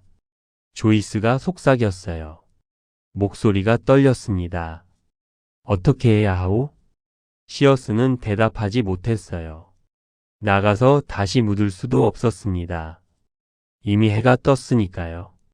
다리 위에 일본군 보초가 서 있었어요. 움직이면 발각될 것이었습니다. 기다릴 수밖에 없었어요. 기차가 올 때까지. 기차가 다리 위에 올라오는 순간 플런저를 누르면 되는 것이었습니다. 그때까지 아무도 전선을 발견하지 않기를 바라는 수밖에. 다리 위에서는 축하 분위기가 돌고 있었어요. 오늘 첫 기차가 지나갈 예정이었습니다. 다리 완공 기념. 사이토가 일본군 깃발을 다리 난간에 걸었어요. 빨간 동그라미가 그려진 하얀 천이 바람에 펄럭였습니다. 포로들에게 짧은 휴식이 주어졌어요. 오늘만큼은 일하지 않아도 되었습니다. 니콜슨이 다리 위에 서 있었어요. 병사들 앞에서 말했습니다. 우린 해냈소. 그의 목소리에는 진심이 담겨 있었어요. 자부심이 있었습니다. 몇 달간의 노력이 결실을 맺은 순간이었으니까요. 병사들의 얼굴에도 비슷한 표정이 떠 있었어요. 지치고 야윈 얼굴들이었지만 눈빛만은 빛나고 있었습니다. 그 자부심이 아팠어요. 적의 철도를 위해, 적의 전쟁을 위해 자기 병사들의 마지막 힘을 끌어다 자랑스러운 작품을 완성했으니까요. 그 자랑은 니콜슨의 가슴에서 뜨겁게 타올랐지만 동시에 누군가의 목숨을 태우는 불길이기도 했습니다. 축하 행사가 끝나자 사람들이 흩어졌어요. 니콜슨이 강가를 거닐었습니다. 습관이었어요. 매일 아침 다리 주변을 점검하는 습관. 그는 흐트러진 것을 못 참는 사람이었습니다. 작은 돌멩이 하나도 치웠어요. 쓰러진 나뭇가지도 옮겼습니다. 강둑을 따라 걸었어요. 모래가 발밑에서 사각거렸습니다. 물이 찰랑거리며 강둑을 적셨어요. 아침 햇살이 따뜻했습니다. 그러다 발밑에 뭔가가 걸렸어요. 니콜슨이 발을 멈추었습니다. 아래를 내려다 보았어요. 검은 선. 모래 위에 드러나 있는 선이었습니다. 이게 뭐지? 니콜슨이 쪼그려 앉았어요. 손끝으로 흙을 털어냈습니다. 선이 더 드러났어요. 고무로 덮인 전선. 어디론가 이어져 있었습니다. 니콜슨의 얼굴이 굳어졌어요. 전선. 이것이 무엇을 의미하는지 그도 알고 있었습니다. 폭약. 누군가 다리를 폭파하려 한다는 뜻이었어요. 그의 첫 번째 생각은 이랬습니다. 다리를 지켜야 한다. 그 다리는 그의 작품이었으니까요. 그의 병사들이 땀 흘려 만든 것이었으니까요.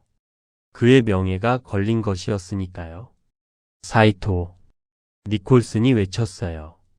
목소리가 강둑을 가로질러 울렸습니다. 사이토가 달려왔어요.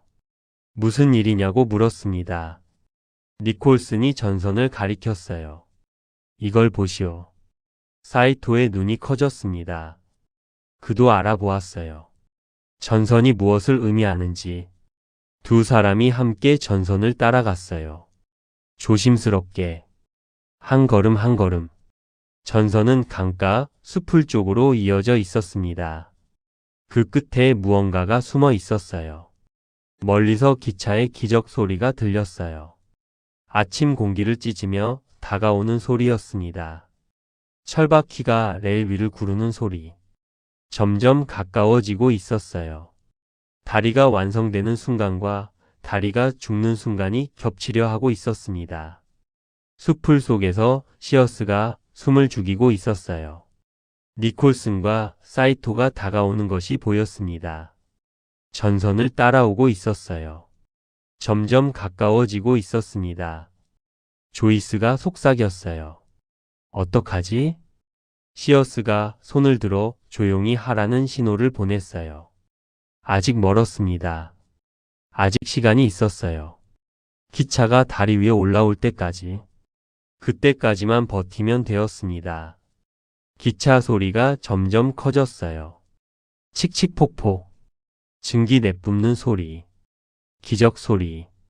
니콜슨과 사이토가 숲풀 가장자리에 도달했습니다. 조금만 더 오면 조이스의 위치가 노출될 것이었어요. 기차가 다리 앞에 도착했습니다.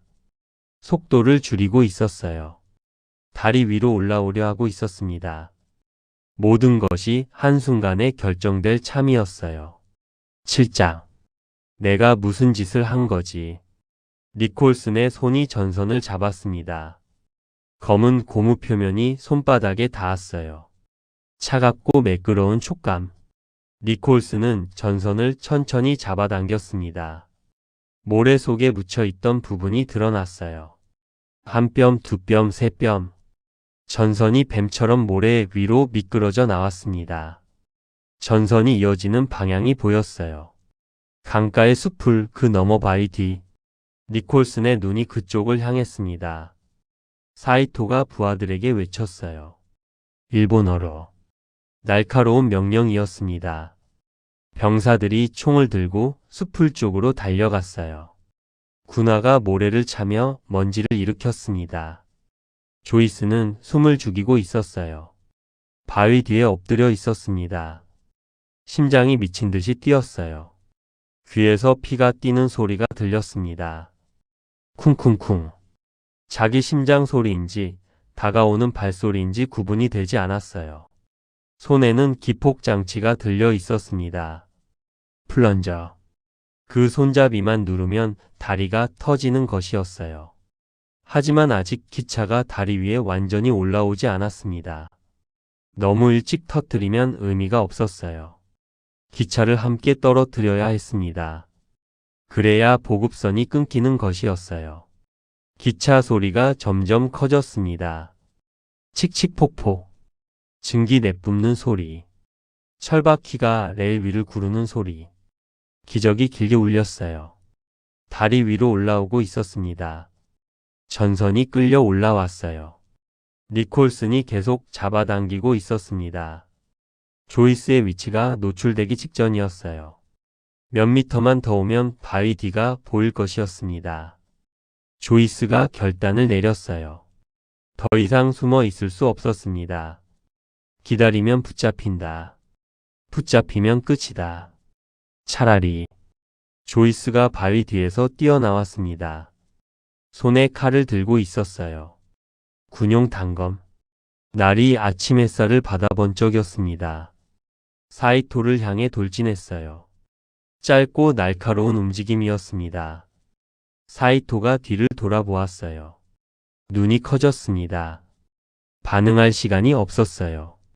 칼이 사이토의 가슴에 들어갔습니다. 사이토의 입이 벌어졌어요. 소리 없는 비명. 눈이 크게 뜨였습니다.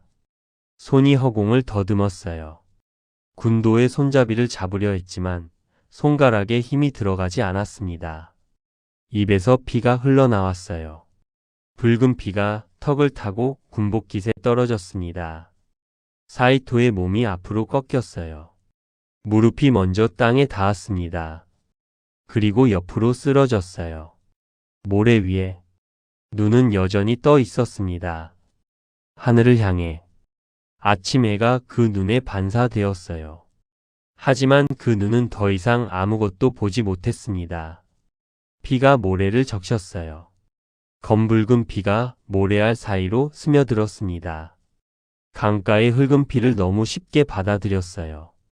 따뜻한 피가 차가운 모래 속으로 사라졌습니다. 니콜슨이 외쳤어요. 멈춰. 그 외침에는 진심이 담겨 있었습니다. 진심이란 자기 세계를 지키려는 절박함이었어요. 니콜슨에게 조이스는 적의 폭파범이 아니었습니다. 자기가 만든 다리를 망치려는 자였어요. 그 다리는 이미 그의 얼굴이었습니다. 그의 경력이었어요. 그의 신앙이었습니다. 일본군 병사가 총을 들었어요. 조이스를 겨누었습니다. 방아쇠를 당겼어요. 총성이 울렸습니다. 날카로운 소리가 아침 공기를 찢었어요. 새들이 놀라 날아올랐습니다.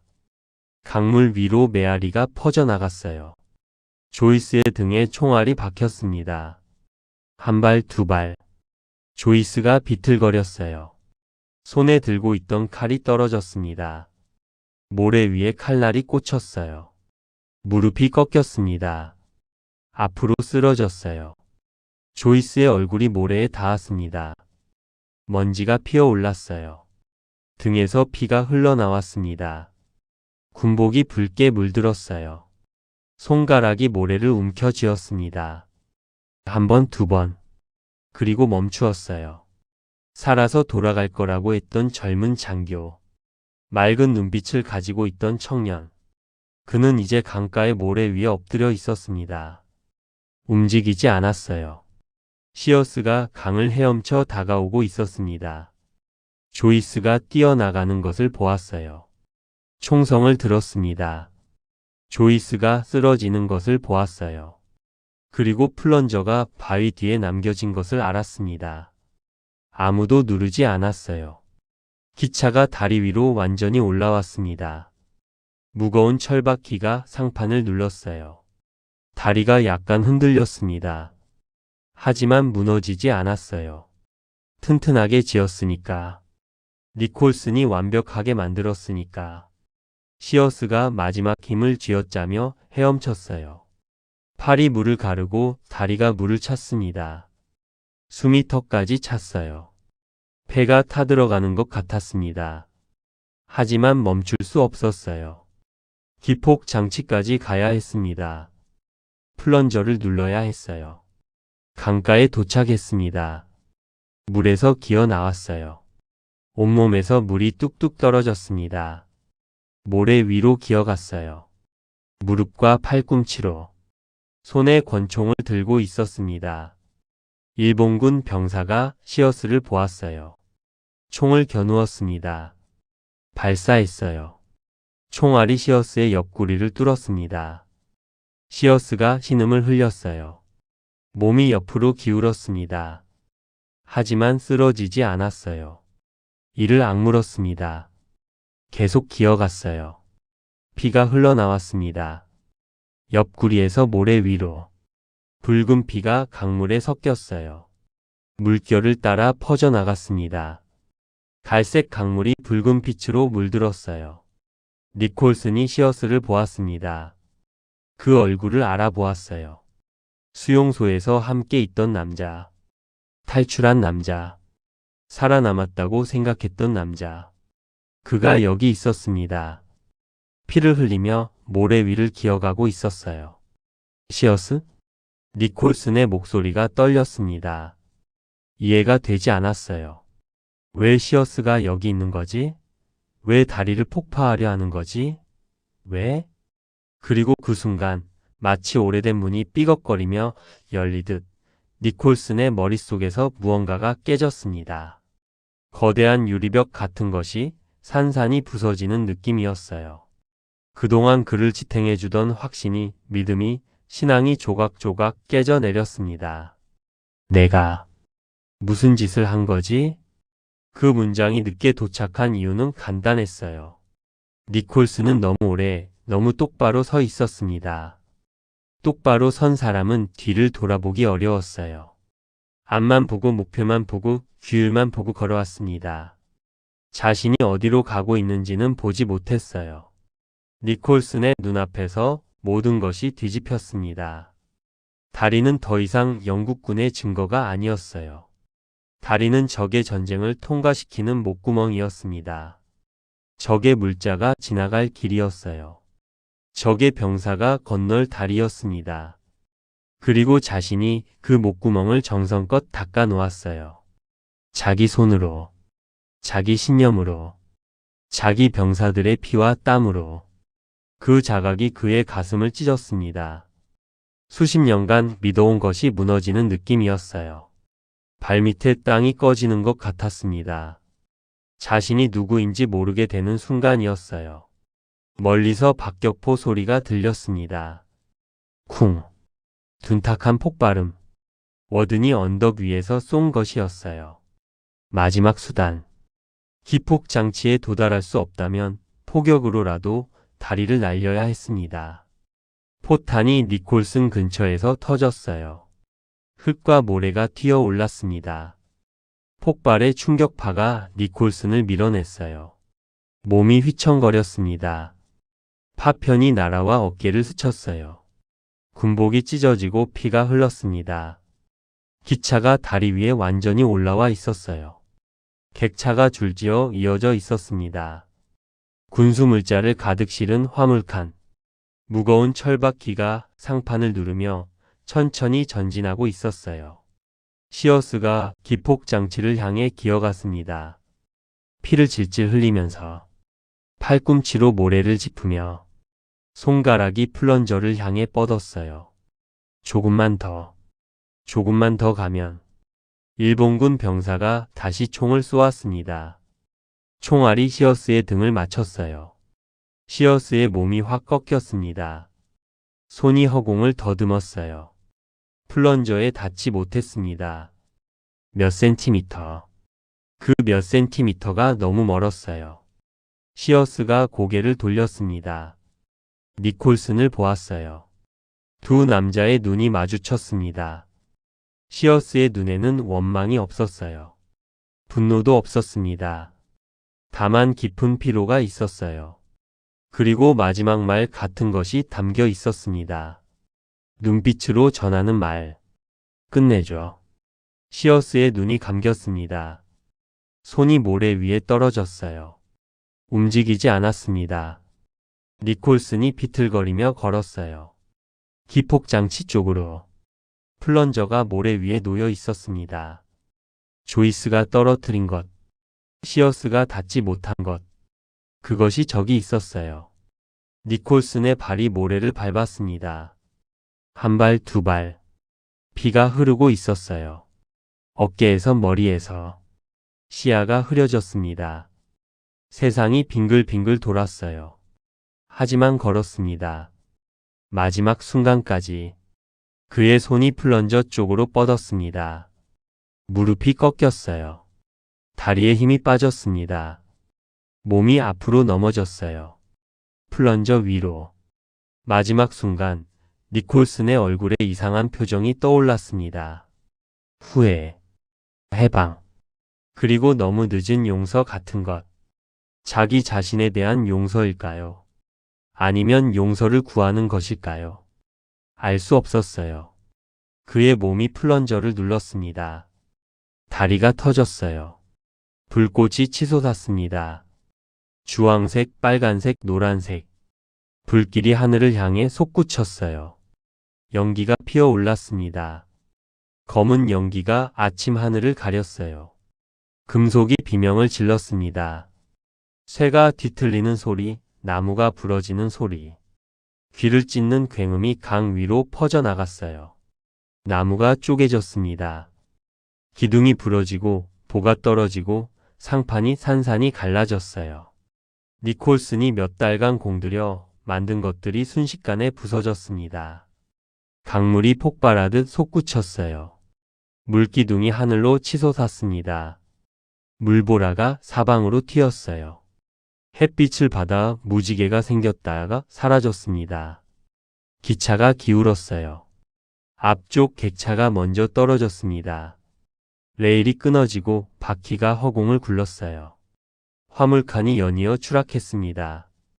쾅쾅쾅. 강물 속으로 빨려 들어갔어요. 물보라가 치솟고 증기가 피어올랐습니다. 니콜슨의 작품이 산산이 부서졌습니다. 강물 속으로 삼켜졌어요.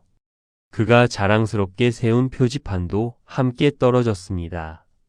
빌트 바이 브리티시 솔저즈 1943. 그 글씨가 물속으로 사라졌어요. 강가 어딘가에서 클립턴이 지켜보고 있었습니다.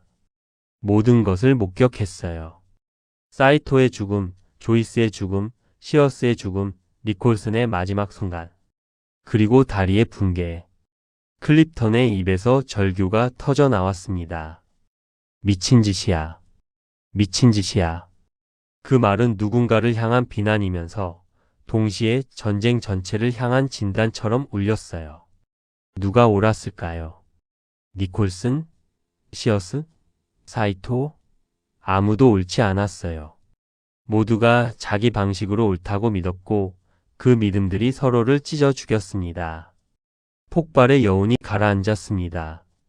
강물 위에 잔해들이 떠다녔어요. 나무 조각, 철편, 천 쪼가리, 그리고 시신들. 물결에 밀려 떠내려갔습니다. 강물은 모든 것을 받아들이고 모든 것을 흘려보냈어요. 아침 해가 떠올라 있었습니다.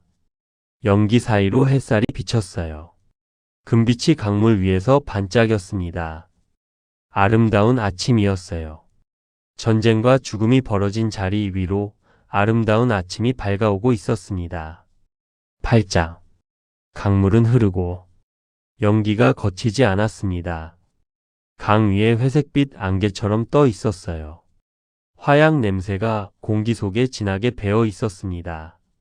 타는 냄새, 불탄 나무 냄새, 그리고 피 냄새.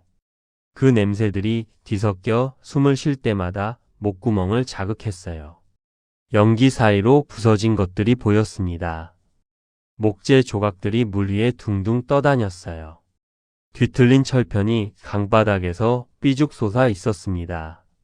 끊어진 레일이 물속에 반쯤 잠겨 있었어요. 그리고 시신들. 물 위에 떠 있거나 강가에 밀려와 있었습니다. 군복을 입은 몸들. 일본군도 있었고 영국군도 있었어요. 적과 아군이 구분되지 않았습니다. 죽음 앞에서는 모두 같았어요. 그냥 시신일 뿐이었습니다. 강물은 잔해를 밀어내고 있었어요. 물결이 천천히 꾸준히 흘러갔습니다. 아무 일도 없었다는 듯이. 강은 수천 년 동안 흘러왔고 앞으로도 수천 년 동안 흐를 것이었어요. 인간들이 무슨 짓을 하든 강은 상관하지 않았습니다. 그냥 흘렀어요. 새들이 울기 시작했습니다. 폭발 소리에 놀라 날아갔던 새들이 돌아오고 있었어요. 하나둘 나뭇가지에 앉았습니다. 처음에는 조심스럽게, 그러다 점점 당당하게. 울음소리가 정글을 채웠어요. 마치 아무 일도 없었다는 듯이. 자연은 늘 그랬습니다.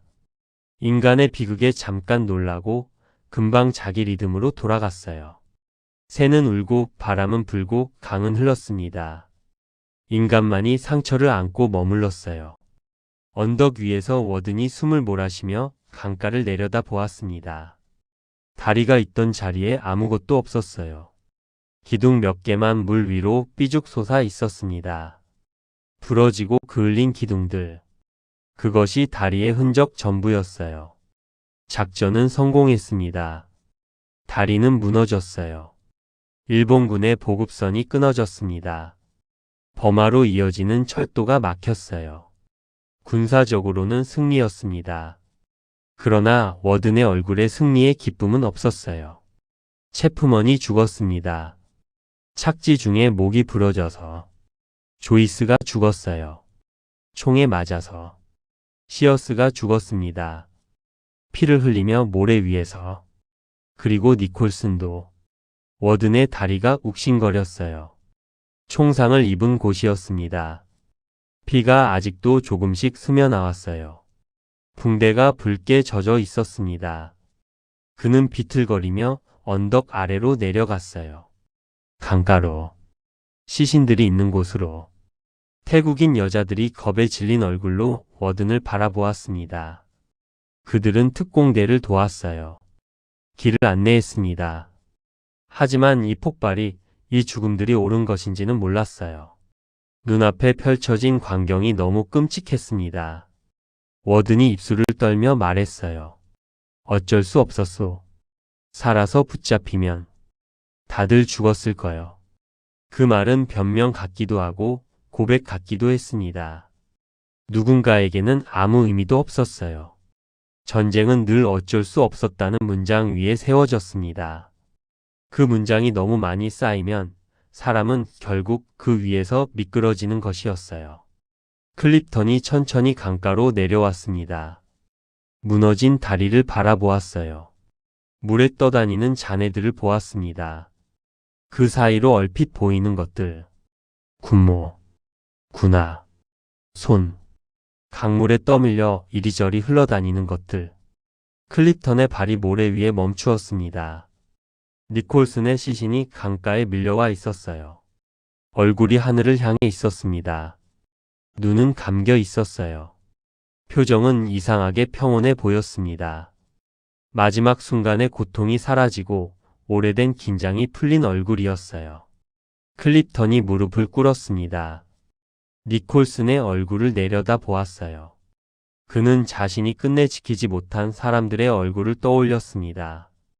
니콜슨, 규율과 품위를 끝까지 믿었던 남자. 그 믿음이 그를 구원하기도 했고 그를 죽이기도 한 남자.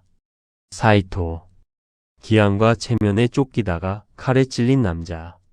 적이었지만 그도 군인이었어요. 그도 자기 방식으로 옳다고 믿었습니다. 시어스, 살아남으려고 발버둥 치다가 결국 돌아와서 죽은 남자. 영웅이 되고 싶지 않았지만 결국 영웅처럼 쓰러진 남자. 조이스, 살아서 돌아갈 거라고 했던 청년. 맑은 눈빛을 가졌던 청년. 전쟁의 진짜 얼굴을 보기도 전에 죽은 청년. 각자의 방식으로 오름을 붙들었던 사람들이었어요. 니콜슨은 규율을, 사이토는 명예를, 시어스는 생존을, 조이스는 임무를. 그들은 각자의 오름을 믿었습니다. 그리고 그 오름들이 서로 부딪혀 산산이 부서졌어요. 클립턴이 손바닥에 남은 흙을 털어내려 했습니다. 하지만 흙은 쉽게 떨어지지 않았어요. 송금 사이에 박혀 있었습니다. 손가락 마디 사이에 끼어 있었어요. 전쟁의 흙은 늘 손에 달라붙었습니다. 아무리 씻어도 빠지지 않았어요. 비누로 문질러도 물로 헹궈도 어딘가에 조금씩 남았습니다. 영혼에 박힌 때처럼 멀리서 휘파람 소리가 들리는 듯 했어요. 콜로넬 복이 마치 영국군 행진곡. 처음에 포로들이 수용소로 들어올 때 불렀던 그 휘파람. 니콜슨의 병사들이 반듯한 발걸음으로 행진하며 불렀던 그 노래.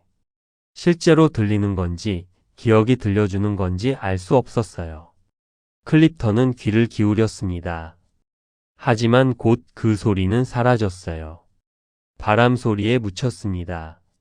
다만 클립턴은 느꼈습니다. 그 휘파람이 이제 더 이상 행진이 아니라 애도처럼 들린다는 것을. 승리의 노래가 아니라 장송곡처럼 들린다는 것을. 정글의 습한 바람이 강가를 스쳤어요. 나뭇잎이 바스락거렸습니다. 그 소리가 휘파람 소리를 완전히 삼켜버렸습니다. 강물 위로 햇빛이 반짝였어요. 아침 해가 떠올라 있었습니다. 연기가 걷히고 하늘이 파랗게 드러났어요. 금빛 조각들이 수면에서 춤추고 있었습니다. 반짝반짝. 마치 수천 개의 보석이 흩뿌려진 것처럼. 그 반짝임은 어떤 사람의 명예도 어떤 사람의 죄도 구분하지 않았어요. 영웅도 비겁자도 똑같이 비추었습니다. 승리도 패배도 똑같이 반사했어요. 다만 흐를 뿐이었습니다. 흘러가며 모든 것을 조금씩 잊게 만들려 했어요. 하지만 잊는다고 끝나지 않았습니다. 잊는 사이에 다음 다리가 또 세워질 뿐이었어요. 다른 강 위에 다른 사람들의 손으로. 그리고 그 다리도 언젠가는 누군가의 명예를 위해 혹은 누군가의 임무를 위해 무너지겠지요. 전쟁은 끝나도 전쟁은 끝나지 않았습니다. 다리는 무너져도 다리는 다시 세워졌어요. 사람들은 죽어도 전쟁은 계속되었습니다. 클립턴이 마지막으로 강을 바라보았어요. 잔잔한 물결이 햇빛을 받아 빛나고 있었습니다. 아름다운 풍경이었어요. 끔찍한 일이 벌어진 자리 위로 아름다운 풍경이 펼쳐져 있었습니다. 그 대비가 가슴을 아프게 했어요. 클립턴이 눈을 감았습니다. 그리고 아주 조용히 속으로만 되뇌었어요. 다리는 무너졌는데 우리는 어디로 건너가야 하지? 그 질문에는 대답이 없었습니다. 아무도 대답할 수 없었어요. 니콜슨도 죽었고 사이토도 죽었고 시어스도 죽었으니까요. 대답할 수 있는 사람들이 모두 떠났습니다. 남은 것은 질문뿐이었어요. 대답 없는 질문. 그 질문이 클립턴의 가슴에 무겁게 남았습니다. 그 질문이 남은 채로 정글의 하루는 다시 시작되고 있었어요. 새들이 울었습니다. 강물이 흘렀어요. 바람이 나뭇잎을 흔들었습니다. 태양이 떠올라 세상을 비추었어요. 아무 일도 없었다는 듯이. 하지만 모든 일이 있었습니다. 클립턴이 천천히 일어섰어요. 무릎에서 모래를 털었습니다. 돌아서서 걸어가기 시작했어요. 언덕 위로, 정글 속으로, 살아남은 자들이 가야 할 곳으로. 그의 등 뒤로 강물이 계속 흘렀습니다. 반짝이며 소리 없이 끝없이. 모든 것을 알면서도 아무것도 말하지 않는 강물이. 전쟁이 남긴 건 다리가 아니라 질문이었습니다. 지금까지 황혼 추억극장이었습니다. 다시 한번 구독과 좋아요 부탁드립니다. 끝까지 청취해 주셔서 고맙습니다.